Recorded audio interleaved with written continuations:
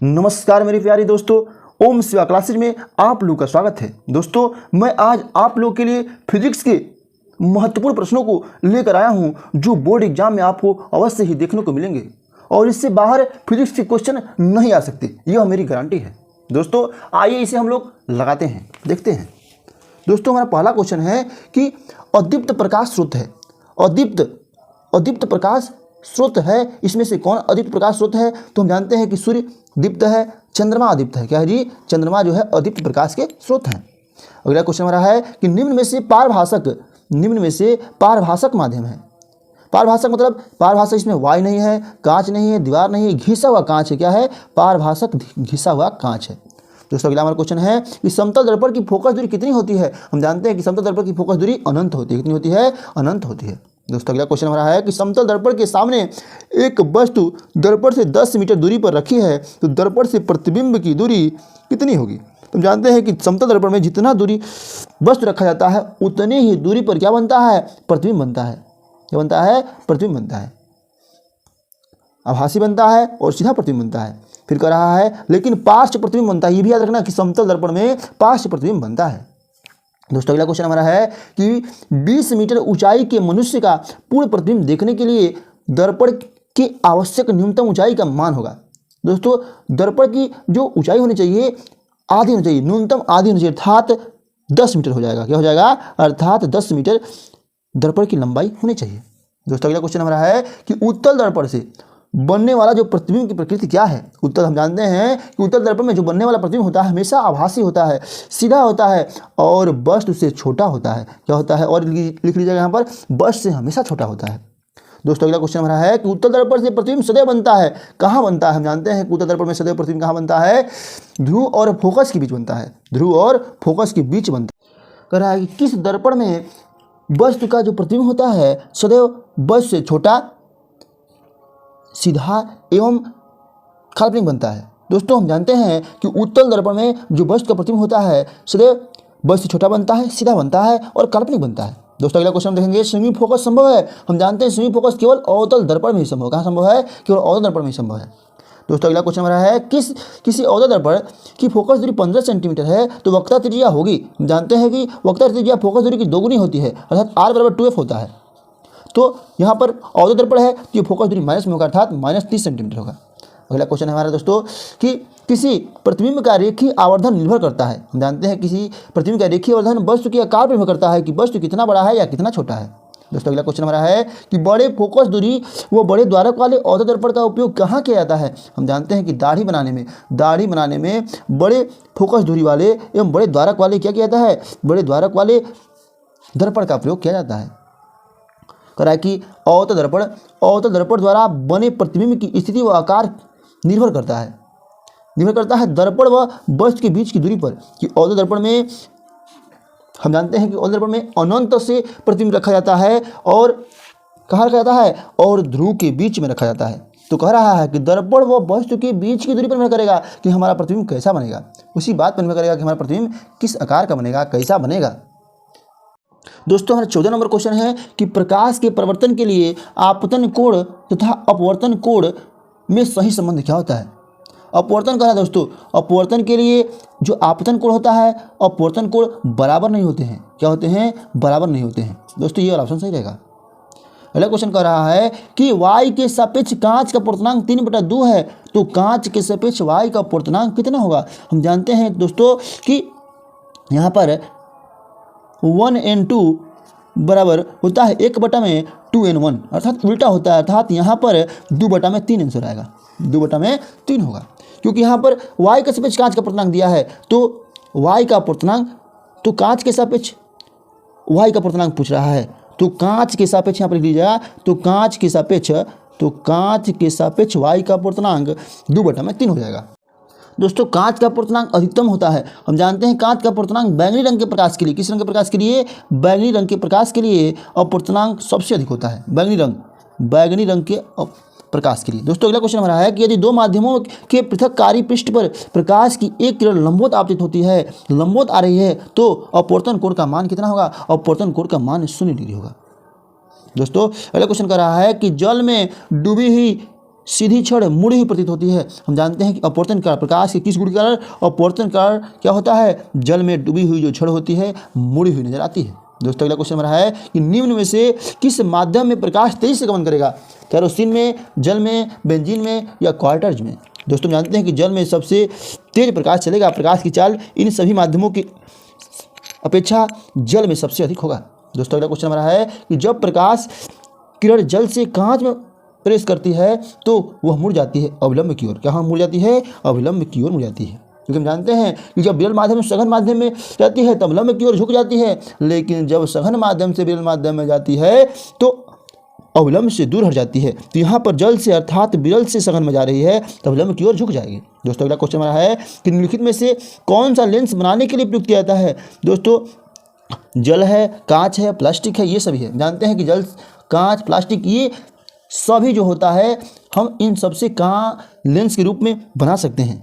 दोस्तों अगला क्वेश्चन है कि एक वस्तु उत्तल लेंस के सामने 2f पर रखी है तो उसका प्रतिबिंब बनेगा। दोस्तों हम जानते हैं कि 2f पर रखी गई वस्तु का प्रतिबिंब 2f पर ही बनेगा। कहाँ बनेगा, 2f पर ही बनेगा। और कैसे बनेगा, वस्तु के बराबर लंबाई का बनेगा, उल्टा बनेगा और वास्तविक बनेगा। दोस्तों अगला क्वेश्चन हमारा है 23 नंबर कि अवतल लेंस एक वस्तु का प्रतिबिंब बनाता है। अवतल लेंस एक वस्तु का प्रतिबिंब सदैव सीधा बनाता है, आभासी बनाता है और छोटा बनाता है। क्या बनाता है, आभासी के साथ साथ छोटा ही बनाता है। क्या बनाता है जी, छोटा ही बनाता है। कह रहा है कि 1 मीटर फोकस दूरी के उत्तल लेंस की क्षमता होती है। 1 मीटर फोकस दूरी हम जानते हैं कि क्षमता पर क्या होती है, 1 में फोकस दूरी, जबकि जो हमारा फोकस होना चाहिए मीटर में होना चाहिए। तो यहाँ पर 1/1 करेंगे तो 1 डायोप्टर होगा। क्या होगा, इस लेंस की क्षमता क्या होगी, 1 डायोप्टर। करा कि किस लेंस के सामने रखी वस्तु का प्रतिबिंब सदैव आभासी, सीधा वो उल्टा बनता है। हम जानते हैं कि अवतल लेंस में, किस लेंस में, अवतल लेंस में आभासी बनता है, सीधा बनता है, वस्तु से हमेशा छोटा बनता है। कह रहा है कि 50 सेंटीमीटर फोकस दूरी की अवतल लेंस की क्षमता है। दोस्तों ये क्षमता वाले एक क्वेश्चन जरूर मिलेगा आपको। तो हम जानते हैं कि क्षमता क्या होती है, 1 में फोकस दूरी। तो यहाँ सेंटीमीटर में है तो 100 बटा में सब करेंगे, 100 बटा में फोकस दूरी होगा। यहाँ पर 100 बटा में 50 हो जाएगा, अर्थात -2 डायोप्टर, क्योंकि यह अवतल लेंस है।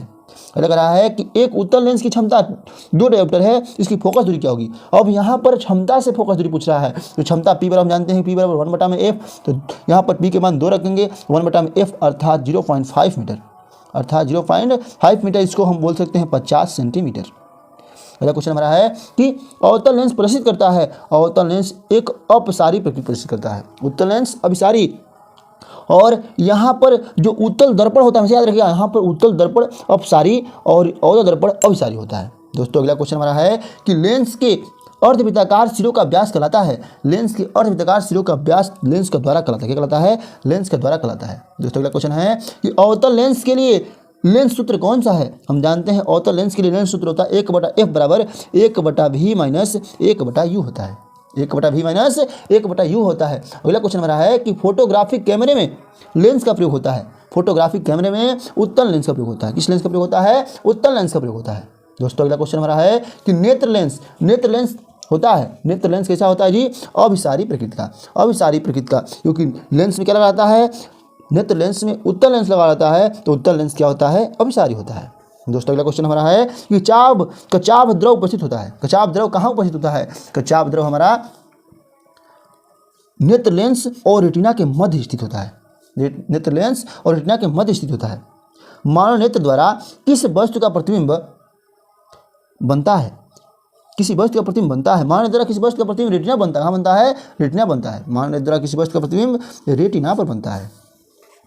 दोस्तों अगला क्वेश्चन हमारा है कि कह रहा है कि मानव नेत्र में रेटिना पर बनने वाला प्रतिबिंब, मानव नेत्र में रेटिना पर बनने वाला प्रतिबिंब हमेशा उल्टा होता है। कैसा होता है जी, उल्टा होता है, परंतु सीधा दिखाई देता है। मस्तिष्क के द्वारा ये सीधा दिखाई दिया जाता है, अनुभव द्वारा, मस्तिष्क के अनुभव द्वारा यह सीधा दिखाई देता है। कह रहा है कि स्वस्थ नेत्र के लिए दूरबिंदु होता है। स्वस्थ नेत्र के लिए दूरबिंदु अनंत होता है। कितना होता है जी, स्वस्थ नेत्र के लिए दूरबिंदु अनंत होता है। दोस्तों हमारा अगला क्वेश्चन है कि निकट दृष्टि दोष से पीड़ित व्यक्ति का दूरबिंदु स्थित होता है। दोस्तों यह अनंत से कम दूरी पर ही हो जाता है। निकट दृष्टि दोष से पीड़ित व्यक्ति का दूरबिंदु अनंत से कम दूरी पर हो जाता है। अगला क्वेश्चन हमारा है कि निकट दृष्टि दोष से पीड़ित व्यक्ति के लिए चश्मे में प्रयुक्त किया जाता है। चश्मे में हम जानते हैं कि अवतल लेंस प्रयोग किया जाता है और दूरदृष्टि दोष में उत्तल लेंस। दोस्तों अगला क्वेश्चन हमारा है कि दूरदृष्टि दोष के कारण प्रतिबिंब बनता है। दूरदृष्टि दोष के कारण प्रतिबिंब रेटिना के पीछे बनता है। कहाँ बनता है? रेटिना के पीछे बनता है। मानव नेत्र का रंग निर्भर करता है। हम जानते हैं कि मानव नेत्र का रंग उसके आइरिस पर निर्भर करता है। किस पर निर्भर करता है? उसकी आइरिस के रंग पर निर्भर करता है। दोस्तों अगला क्वेश्चन हमारा है कि मानव नेत्र के किस भाग की वक्रता त्रिज्या बड़ी होती है? मानव नेत्र के अगले भाग की वक्रता त्रिज्या क्या होती है? बड़ी होती है। कह रहा है अगला क्वेश्चन हमारा है कि प्रकाश की सुग्राहिता किस बिंदु पर सबसे अधिक होती है? हम जानते हैं प्रकाश की सुग्राहिता पीत बिंदु पर सबसे अधिक होती है। फिर कह रहा है कि दृढ़ पटल के सामने उभरे हुए पारदर्शक भाग को कहते हैं। दृढ़ पटल के सामने उभरे हुए पारदर्शक भाग को हम कर्निया कहते हैं। क्या कहते हैं? कर्निया कहते हैं। दोस्तों अगला क्वेश्चन हमारा है किस रंग का प्रकीर्णन सबसे कम होता है? तो दोस्तों मैं एक बात आप लोग बता रहा हूँ, ये परीक्षा में जरूर आएगा। इतना बात याद रखिए कि लाल रंग के प्रकाश का तरंग दैर्ध्य, क्या जी? तरंग दैर्ध्य और चाल सबसे अधिक होता है। लाल रंग के प्रकाश का तरंग दैर्ध्य और चाल सबसे अधिक होता है और बाकी जितने भी हैं अपवर्तन है, प्रकीर्णन है, वर्ण विक्षेपण है, बैगनी रंग का सबसे अधिक होता है। बैगनी रंग का, बाकी सब किसका अधिक होता है? बैगनी रंग का। किसका होता है जी? बैगनी रंग का। फिर कह रहा है यहाँ पर लाल रंग हो जाएगा। किस रंग का प्रकीर्णन सबसे कम होता है? तो लाल रंग का प्रकीर्णन सबसे कम होता है। कांच का अपवर्तनांक न्यूनतम होता है। पुनः यहाँ पूछा दोस्तों, लाल रंग का न्यूनतम होता है। किसका होता है? लाल रंग का अपवर्तनांक न्यूनतम होता है। अगला क्वेश्चन हमारा है कि हरे रंग की तरंग दैर्ध्य परास है। हरे रंग की तरंग दैर्ध्य परास 5700 एंगस्ट्रॉम से 5 एंगस्ट्रॉम तक है। दोस्तों अगला क्वेश्चन हमारा है कि दोपहर में सूर्य श्वेत दिखाई देता है क्योंकि प्रकाश का प्रकीर्णन कम होता है। क्योंकि प्रकाश का प्रकीर्णन दोपहर में कम होता है, इसलिए जो सूर्य होता है हमारा श्वेत नजर दिखाई देता है। दोस्तों अगला क्वेश्चन हमारा है कि कह रहा है 48 नंबर हमारा क्वेश्चन है कि स्पेक्ट्रम को दर्शाने वाले अंग्रेजी वर्णमाला शब्द में दाएं ओर से चौथी अक्षर कौन सा है? दोस्तों हम जानते हैं कि स्पेक्ट्रम का जो सातों रंग का क्रम होता है VIBGYOR होता है। तो इसमें कह रहा है कि दाएं से चौथा, दाएं से गिन लेंगे 1 2 3 4 अर्थात जी हमारा होगा। क्या होगा? जी होगा। दोस्तों अगला क्वेश्चन हमारा टिडल प्रभाव होता है। टिडल प्रभाव किस विलयन में होता है? टिडल प्रभाव हमारा कोलाइडी विलयन में होता है। किस विलयन में होता है? कोलाइडी विलयन में होता है। इंद्रधनुष का बनना किस कारण से संबंधित है? इंद्रधनुष का बनना प्रकाशीय विक्षेपण की घटना से संबंधित है। प्रकाशीय विक्षेपण की घटना से संबंधित है। एक इलेक्ट्रॉन पर आवेश होता है। एक इलेक्ट्रॉन पर 1.6 × 10 पर -19 कूलम्ब होता है और इलेक्ट्रॉन पर माइनस 1.6 और तुम्हारा प्रोटॉन पर प्लस होगा। दोस्तों अगला क्वेश्चन हमारा है कि किसी चालक तार में विद्युत धारा का प्रवाह होता है। किसी चालक तार में विद्युत धारा का प्रवाह मुक्त इलेक्ट्रॉनों के कारण होता है। किसके कारण होता है? मुक्त इलेक्ट्रॉनों के कारण होता है। दोस्तों अगला क्वेश्चन हमारा है कि धारा के परिमाण का मात्रक है। धारा के परिमाण का मात्रक एम्पियर होता है। क्या होता है? एम्पियर होता है। एम्पियर सेकेंड किसका मात्रक है? एम्पियर सेकेंड आवेश का मात्रक है। क्योंकि हम जानते हैं कि Q = IT। यहाँ से जो Q का जो हमारा मात्रक होगा यहाँ पर एम्पियर इंटू सेकेंड होगा, अर्थात एम्पियर सेकेंड होगा। दोस्तों अगला क्वेश्चन हमारा है कि 1 माइक्रो एम्पियर की विद्युत धारा का मान क्या होगा? 1 माइक्रो एम्पियर की विद्युत धारा का मान 10⁻⁻⁶ एम्पियर हो। क्या होगा? 10⁻⁻⁶ एम्पियर। ओम का नियम सत्य है। ओम का नियम सत्य है केवल धात्विक चालकों तथा मिश्र धातु चालकों के लिए। किसके लिए सत्य है जी? केवल धात्विक चालकों और मिश्र धातु चालकों के लिए ओम के नियम क्या है जी? सत्य है। दोस्तों हमारा 57 नंबर क्वेश्चन है कि ओम के नियम के अनुसार धारा I विभवांतर V और प्रतिरोध R में अभिष्ट संबंध है। हम जानते हैं कि ओम का नियम क्या होता है जी? V = IR। V = IR। तो V = IR से अगर हम निकालेंगे तो यहाँ पर V = IR से निकालेंगे तो यहाँ पर I बराबर क्या हो जाएगा? V/R। I = V/R। कहाँ है? ये लास्ट नंबर हमारा है। दोस्तों 58 नंबर क्वेश्चन है किसी तार की लंबाई उसकी प्रारंभिक लंबाई की 3 गुनी करने पर उसका प्रतिरोध हो जाएगा। उसका प्रतिरोध कितना हो जाएगा जी? उसका प्रतिरोध 3 गुना रहेगा। क्या रहेगा? उसका प्रतिरोध 3 गुना ही होगा। प्रतिरोध का मात्रक होता है, हम जानते हैं प्रतिरोध का मात्रक वोल्ट प्रति एम्पियर कह दो या ओम कहो, दोनों एक ही होता है। कह रहा है किसी धातु के तार की विद्युत प्रतिरोधकता किस बात पर निर्भर करती है? किसी धातु के तार की विद्युत प्रतिरोधकता पदार्थ की प्रकृति पर निर्भर करती है कि पदार्थ कैसा है। कह रहा है कि R1 और R2 दो प्रतिरोधक तार समांतर क्रम में जोड़े गए हैं। इनका तुल्य प्रतिरोध क्या होगा? समांतर क्रम में जोड़े गए हैं। हम जानते हैं कि 1/R = 1/R1 + 1/R2। यहाँ पर हमारा R1 × R2 बटा में R1 + R2। दोस्तों अगला क्वेश्चन हमारा है कि 4 ओम के 4 प्रतिरोध एक समांतर क्रम में जोड़े गए हैं तो उनका तुल्य प्रतिरोध क्या होगा? दोस्तों उनका तुल्य प्रतिरोध 1 ओम होगा। आप लोग आराम से इसे निकालेंगे, नहीं आएगा तो एक बार कमेंट करके जरूर बताइएगा। अगला क्वेश्चन करेंगे हम लोग कि प्रत्येक 4 ओम प्रतिरोध वाले इन चालक तारों की समांतर क्रम में जोड़ा गया है। इन चालक तारों को समांतर क्रम में जोड़ा गया है तो उनका तुल्य प्रतिरोध कितना होगा? उनका तुल्य प्रतिरोध 4/n होगा। ये भी मोस्ट इंपोर्टेंट सवाल है। अगला क्वेश्चन हम देखेंगे कि विभवांतर तथा आवेश का गुणनफल तुल्य है। विभवांतर और आवेश क्या होता है जी? कार्य होता है। जानते हैं W बराबर V इंटू क्यू होता है। W बराबर क्या होता है जी? W बराबर V इंटू क्यू होता है। अगला क्वेश्चन देखेंगे हम लोग, कर रहा है कि यदि एक तार में प्रवाहित धारा को दोगुना कर दिया जाए, यदि एक तार में प्रवाहित धारा को दोगुना कर दिया जाए तो विभवांतर का मान भी दोगुना हो जाएगा। क्या हो जाएगा? विभवांतर का मान भी दोगुना हो जाएगा। दोस्तों अगला क्वेश्चन हमारा है कि विद्युत ऊर्जा का मात्रक है। विद्युत ऊर्जा का मात्रक जूल होता है। क्या होता है जी? विद्युत ऊर्जा का मात्रक जूल होता है। दोस्तों अगला क्वेश्चन हमारा है, कह रहा है कि विद्युत ऊर्जा तुल्य है। विद्युत ऊर्जा तुल्य है अर्थात सूत्र इसका होता है W बराबर VIT I²RT या V²T इंटू R को। ये सूत्र बहुत ही इंपॉर्टेंट है। क्या है ये सूत्र? बहुत ही इंपॉर्टेंट है। दोस्तों अगला क्वेश्चन हम देखेंगे, कह रहा है कि 1 इलेक्ट्रॉन वोल्ट तुल्य होता है। 1 इलेक्ट्रॉन वोल्ट 1.6×10⁻19 कूलाम के तुल्य होता है। कितना होता है? 1.6×10⁻19 कूलाम के तुल्य होता है। दोस्तों विद्युत सामर्थ्य का सूत्र है, तीन सूत्र हम लिखेंगे, 4 सूत्र लिखे हैं यहाँ पर हम आप लोग के लिए। कह रहा है कि P बराबर VI कहो या I² कहो या V²/R या लास्ट मेन हमारा जो सूत्र होता है शक्ति बराबर कार्य बटा में समय। दोस्तों अगला क्वेश्चन हमारा है, ये किलोवाट घंटा किस भौतिक राशि का मात्रा है? किलोवाट घंटा विद्युत ऊर्जा का मात्रक है। इसको 1 यूनिट भी कहते हैं। क्या कहते हैं? किलोवाट घंटा को 1 यूनिट भी कहते हैं। यह हमारा जो सवाल है बहुत इंपॉर्टेंट सवाल है। अगला क्वेश्चन हमारा है कि 1 किलोवाट घंटे में कितनी जूल होती है? 1 किलोवाट घंटे में हम जानते हैं कि 3.6×10⁻6 जूल होता है। कितना होता है? 3.6×10⁻6 जूल होता है। अगला क्वेश्चन है 72 नंबर क्वेश्चन है कि विद्युत बल्ब का तंतु टंगस्टन का होता है। क्यों होता है? टंगस्टन का ही क्यों होता है? क्योंकि इसका गलनांक बहुत अधिक होता है और इसका प्रतिरोध भी अधिक होता है। जो टंगस्टन होता है उसका गलनांक बहुत अधिक होता है, जल्दी गलता नहीं है और प्रतिरोध भी इसका अधिक होता है। धारा I तुल्य होती है। जानते हैं धारा I बराबर क्या होता है जी? W into VT।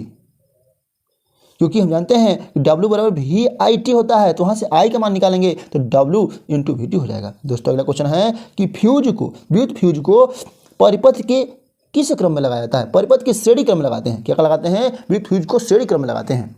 कह रहा है कि एक गतिमान आवेशित कण उत्पन्न करता है। एक गतिमान आवेशित कण चुंबकीय क्षेत्र और विद्युत क्षेत्र दोनों उत्पन्न करता है। दोस्तों कौन सा चुंबकीय क्षेत्र का मात्रक नहीं है? कौन सा चुंबकीय क्षेत्र का मात्रक नहीं है? वेबर प्रति मीटर स्क्वायर भी चुंबकीय क्षेत्र का मात्रक है, टेस्ला भी चुंबकीय क्षेत्र का मात्रक है और गॉस भी चुंबकीय क्षेत्र का मात्रक है। ये हमारा जो लास्ट ऑप्शन है न्यूटन प्रति एम्पियर स्क्वायर, ये हमारा चुंबकीय क्षेत्र का मात्रक नहीं है। यही ऑप्शन सही होगा, ये वाला ऑप्शन ही सही होगा। कह रहा है कि एक चुंबकीय क्षेत्र की तीव्रता का मात्रक, चुंबकीय क्षेत्र की तीव्रता का मात्रक न्यूटन प्रति एम्पियर मीटर होता है या वेबर प्रति मीटर स्क्वायर होता है। दोस्तों अगला क्वेश्चन हमारा है, कह रहा है कि विद्युत धारा के चुंबकीय प्रभाव की खोज किसने की थी? विद्युत धारा के चुंबकीय प्रभाव की खोज आर्स्टेड ने की थी। कौन किया था? आर्स्टेड ने किया था। चुंबकीय बल रेखाएं कभी भी एक दूसरे को काटती नहीं है, कभी भी एक दूसरे को काटती होती नहीं है। परिनालिका का उपयोग किया था, परिनालिका का उपयोग विद्युत चुंबक बनाने में किया था। किसके किया जाता है? विद्युत चुंबक बनाने में। दोस्तों डायनेमो उत्पन्न करता है, डायनेमो क्या उत्पन्न करता है जी? प्रेरित विद्युत वाहक बल। क्या उत्पन्न करता है? प्रेरित विद्युत वाहक बल उत्पन्न करता है। डायनेमो क्या उत्पन्न करता है? प्रेरित विद्युत वाहक बल उत्पन्न करता है। दोस्तों अगला क्वेश्चन हमारा है कि विद्युत धारा उत्पन्न करने की युक्ति को कहते हैं, विद्युत धारा उत्पन्न करने की युक्ति को जनित्र कहते हैं। क्या कहते हैं? जनित्र कहते हैं। दोस्तों अगला क्वेश्चन हमारा है कि लघुपतन के समय पर परिपथ में धारा का मान बहुत अधिक हो जाता है। धारा का मान क्या होता है जी? बहुत अधिक, अर्थात विशाल रूप से बढ़ जाती है, विशाल रूप से बढ़ जाती है। नाभिकीय संलयन की प्रक्रिया होने के लिए कितना ताप की आवश्यकता होती है? दोस्तों नाभिकीय संलयन की प्रक्रिया होने के लिए कितने डिग्री सेल्सियस या केल्विन की आवश्यकता होती है? इस प्रश्न का उत्तर आप लोग खोजेंगे और नहीं आएगा तो कमेंट में जरूर बताइएगा। दोस्तों अगला क्वेश्चन हमारा है कि हाइड्रोजन बम आधारित है, हाइड्रोजन बम हमारी नाभिकीय संलयन पर आधारित है और परमाणु बम नाभिकीय विखंडन पर। हाइड्रोजन बम नाभिकीय संलयन पर और परमाणु बम नाभिकीय विखंडन पर। कोयले में पाई जाती है, कोयले में पाई जाती है नाइट्रोजन पाई जाती है, हाइड्रोजन भी पाई जाती है और ऑक्सीजन भी पाई जाती है, अर्थात ये सभी पाई जाती हैं कोयले में। दोस्तों और लास्ट नंबर क्वेश्चन है कि सबसे अधिक स्थिर पारिस्थितिकी तंत्र कौन सा है? सबसे अधिक स्थिर पारिस्थितिकी तंत्र हमारा महासागर। क्या जी? महासागर है। धन्यवाद दोस्तों। अगर यह वीडियो आप लोगों को अच्छा लगा हो तो एक बार लाइक, सब्सक्राइब और शेयर जरूर कीजिएगा।